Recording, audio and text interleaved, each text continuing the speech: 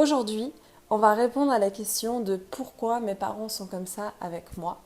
Et du coup, ça met bien en opposition souvent que pourquoi mes parents sont comme ça avec moi et pas avec mes frères et sœurs. Comme d'habitude, en complément de cette vidéo, je te fais un article un peu différent que d'habitude. C'est pas mon expérience personnelle que je mets en avant, mais ce que je mets en avant, c'est une façon de te rappeler que ce n'est pas une excuse, que peu importe les raisons de pourquoi ils sont comme ça avec toi, ce n'est pas une excuse. Du coup, je mets en parallèle en fait ta propre histoire certainement, tu vas voir. Je pense que tu vas te reconnaître dans ce que j'écris et pour te rappeler en fait plus facilement que oui, ils ont fait ça, oui, peut-être je le comprends, mais ça ne l'excuse pas. Et j'ai envie de te dire que c'est très bien de répondre à cette question, ça peut soulager, mais que c'est pas une nécessité. Et qu'il y a d'autres moyens en fait, sans trouver la réponse ou en trouvant la réponse, d'accepter tout simplement la situation, de faire avec et de continuer à avancer. Avant ça, j'ai envie de te dire que j'ai commencé les coachings avec certains d'entre vous et que ça me rend vraiment heureuse et j'adore faire ça.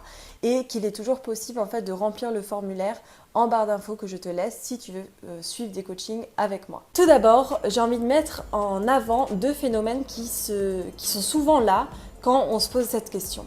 Le premier phénomène, c'est de ressentir de la culpabilité. Parce qu'en fait, au lieu de tourner le problème vers nos parents, il y aurait un moment où on va se dire bah, s'ils sont comme ça avec moi, c'est tout simplement que moi je suis pas bien, moi je fais quelque chose de pas bien. Enfin, plus loin que ça, c'est pas moi je fais quelque chose de pas bien, mais c'est moi je suis pas bien. Moi, je suis nulle, mon entièreté ne sait rien y faire, on commence à se dévaloriser tout ça et on ressent de la culpabilité parce qu'on se dit, si ça m'arrive, c'est que d'une certaine façon, je suis coupable que ça m'arrive, j'ai quelque chose à voir là-dedans. Et ça détruit. Hein. Tu n'es pas coupable. C'est comme dans un viol, par exemple, tu n'es en rien coupable. C'est celui qui fait la méchanceté, c'est celui qui ne te respecte pas et qui te traite d'une façon différente, par exemple pour tes parents, qui sont coupables. Tout simplement. Et encore plus, si tu es quelqu'un qui se pose cette question, c'est certainement que tu as déjà fait des efforts pour aller dans leur sens. Du coup, le deuxième phénomène qui vient avec ça, c'est de tout simplement leur trouver des excuses et c'est quelque chose en plus qui peut perdurer dans le temps à partir du moment où on a réussi à répondre au pourquoi. Alors, je vais te prendre un exemple. Un jour, tu vois que tes parents te traitent différemment de tes frères et sœurs. Tu peux te dire, c'est tout simplement parce que, oui, mais peut-être que eux-mêmes, quand ils étaient enfants, ils étaient mis de côté. Et maintenant, c'est un schéma qu'ils reproduisent. D'accord, on a répondu au pourquoi, mais c'est pas parce qu'ils ont vécu la situation qu'il faut reproduire le schéma. La preuve est que certainement, toi, t'as pas envie de le reproduire avec tes futurs enfants ou avec les gens autour de toi, tout simplement. Si tes parents veulent ton bien, si tes parents veulent faire vraiment attention à toi, si tes parents font juste le boulot de parents, en fait, tout simplement, certainement que tu ne sentiras pas ça, ou alors, si tu sens ça, tu as déjà eu des discussions avec eux, honnêtement, et les choses changent. Des parents bienveillants sont là pour t'écouter, pour discuter avec toi et pour se remettre en question aussi. Et c'est pas parce que c'est des parents qu'ils ont toujours raison. Parce que je le répète quand même, sur Terre, quasi tout le monde peut avoir des parents. Pourtant, je pense bien qu'il y a une différence, une divergence d'opinion, et ça prouve bien que c'est pas parce que tout le monde sait faire des bébés que tout le monde sait être des parents. Donc c'est pas parce qu'un jour ça devient ta maman ou ton papa qu'ils ont tout raison et qu'ils ont tout compris à la vie et qu'ils sont mieux que toi. Non, ça peut arriver, mais dans ce cas, c'est des discussions, des échanges. En fait, ça aide à comprendre, ça peut faire du bien si on répond au pourquoi, si on voit le schéma qui était dans leur propre vie. Par contre, la lumière là, t'arrêtes. Le schéma qui était dans leur propre vie, ça peut faire du bien. Mais c'est juste, ça aide à comprendre, ça aide à accepter la situation. Tu n'es pas forcé de pardonner à tes parents ce qu'ils t'ont fait. Pas parce que derrière il y a des schémas, nanana, qu'on doit tout excuser. Alors dans ce cas, on peut aller très très loin comme ça. On peut dire que des gens qui ont torturé d'autres gens, oui, mais eux, ils ont été éduqués dans une famille où c'était pas mal vu. Oui, d'accord. Mais pour autant, la torture n'est pas bien. Et bien là, c'est pareil. C'est pas parce que derrière, il y a une explication possible que ça justifie que les actes continuent. On arrive à faire avec, mais on n'est pas forcé de pardonner, on n'est pas forcé de... En fait, c'est peut-être la façon dont je vois le mot pardon qui peut porter à confusion, mais ce que je veux dire, c'est qu'on n'est pas obligé d'excuser. J'espère que tu as compris, et je pense que tu as compris ce que je veux dire par là, mais c'est vrai que les mots ont souvent un double sens. Mais je pense que quand je dis tu peux accepter, tu comprends. L'autre point problématique, et c'est vraiment ça que j'avais envie de mettre en avant, c'est qu'en fait, toute ta vie, tu te tortures avec ces questions-là. Ça te crée des problèmes, tu vas voir, on rentre dans un cercle vicieux que je vais t'expliquer après. Et en fait, tu perds ton temps à répondre à leurs problématiques, leurs problèmes, comme si toi, t'en avais pas. Alors, ce cercle vicieux, c'est que tout simplement, le fait qu'on te traite de cette façon-là, ça met beaucoup de poids sur tes épaules, tu as beaucoup de pression parce que tu veux toujours faire mieux, tu veux toujours en fait leur plaire, tu veux qu'ils soient fiers de toi. Et ce poids sur les épaules, ça entraîne que ça agrandit nos propres problèmes. Parce que quand on a des problèmes d'adolescent ou de vie d'adulte, on se sent déjà mal. Avoir une pression supplémentaire sur les épaules, ça arrange pas tes problèmes en général. Et en plus de ça, on va se perdre du rôle qu'on doit avoir dans la famille.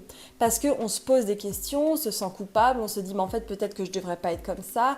En fait quand je suis moi-même, on m'accepte pas. Peut-être que je dois jouer un rôle, peut-être que je dois mettre un masque pour qu'on m'accepte. Et en fait tu vois même que quand tu mets ce masque-là, rien ne change. Peut-être que tu as même envie de faire l'hypocrite. En fait, toi, tu essaies de faire ça pour survivre et je le comprends.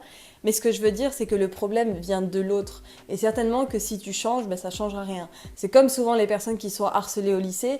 Genre, la fille, elle vient et elle dit bonjour. Et puis, les gens qui l'aiment pas vont dire ah, regarde celle-là, elle dit encore bonjour, nanana. Alors que si c'était leur pote qui avait fait bonjour, tout le monde aurait été bonjour. Tu vois, le problème, c'est pas ce que tu fais. Le problème, c'est comment la personne en face te perçoit et comment tes parents te traitent. Peu importe ce que tu fais. On se perd dans notre rôle de famille, on a de la pression sur nos épaules, on agrandit nos problèmes et du coup, on se perd même avec nous-mêmes. On en arrive à un moment où on se demande mais je suis qui ? On se perd dans notre identité, tout ça avec de la pression sur les épaules et tout ça en essayant de régler le problème de nos parents, en essayant de répondre à leurs questions de pourquoi ils sont comme ça. On n'a plus assez d'énergie pour se recentrer sur nous-mêmes et on n'ose pas se recentrer sur nous-mêmes. Ce qui est quand même fou parce qu'à la base, il faut quand même prendre soin de toi. Surtout quand tu sais que eux, c'est certainement... Ça peut arriver, mais c'est certainement pas toi qui va les changer, simplement parce que le changement vient de l'intérieur. C'est une porte qui s'ouvre de l'intérieur. Le truc, c'est qu'on continue dans ce cercle vicieux et en fait, on se retrouve encore avec des plus grands problèmes qu'avant. Et on continue à s'occuper des leurs et ça nous met de la pression. Et on se perd dans notre rôle de famille, on se perd dans notre identité, on est totalement perdu, on se sent pas bien, on a des plus gros problèmes.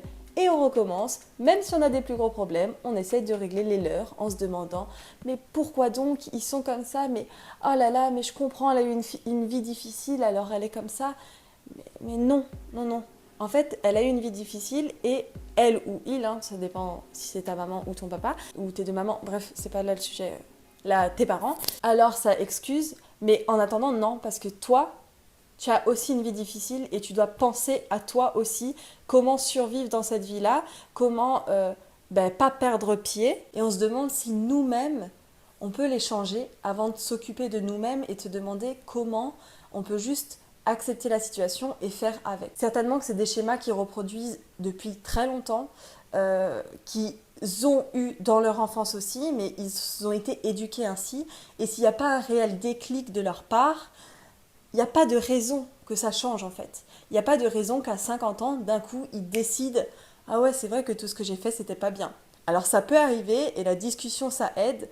Mais si tu as des parents où tu n'arrives même pas à discuter avec eux, tu es en train de te torturer l'esprit, tu es en train d'espérer un changement alors que la seule chose qui peut se changer dans cette situation, c'est pas le pourquoi, mais c'est le comment. C'est qu'est-ce que je peux faire là maintenant dans cette situation-là pour quand même que ça me bouffe pas ma vie et mon énergie. Comment je peux vivre en fait dans cette relation toxique? Qu'est-ce que je peux faire pour me protéger de leur réflexion, de leur rabaissement, de tout en fait. Et si tu espères qu'un jour ça va changer et qu'il y aura un déclic, je suis désolée de te le dire, il y a de fortes chances que tu espères dans le vent. Ça, c'est aussi une acceptation à faire de notre côté, de se dire qu'il y a de grandes chances que tes parents ne vont pas changer en fait. En fait, pour changer la situation, la relation que tu as avec eux, il y a deux possibilités. C'est soit eux, ils prennent conscience et ils changent, soit toi, tu changes. Alors quand je dis tu changes, c'est pas mettre un masque et t'adapter à eux et être là genre j'essaye de faire ce qu'ils attendent de moi et ça ira. Non, ils auront toujours quelque chose à te reprocher, mais c'est plutôt qu'est-ce que je peux faire pour que même si physiquement je suis avec eux, mentalement et émotionnellement, je peux me séparer de cette barrière-là, ils ne peuvent plus m'atteindre en fait. C'est comme mettre un bouclier, pas un bouclier où tu as un cœur de pierre, pas du tout, mais juste ne plus laisser l'occasion à eux de faire ressortir leurs démons en fait, tout simplement. Et ça, c'est aussi des vidéos que j'ai envie de te faire par la suite, voilà comment on peut rester dans une relation toxique à un moment si on est obligé parce qu'on est mineur ou je sais pas, et pour autant se protéger de tout ce qu'elle peut nous apporter. C'est aussi un point qui m'intéresse beaucoup et puis je pense que ça en concerne beaucoup d'entre vous. Et c'est valable aussi pour les relations amoureuses. Le temps, là on divague un peu, mais le temps avant de se séparer, comment juste faire face et essayer de ne pas empirer la situation, mais juste de vivre avec. Donc encore une fois, s'il y a un mot à retenir de ça, c'est qu'il n'y a que toi qui peut changer le cours de la situation, qu'il ne faut pas attendre sur les parents. Et quand je dis il faut changer le cours de la situation, c'est pas s'adapter à ce qu'ils veulent pour toi, mais c'est s'adapter à ce que toi, tu veux pour toi.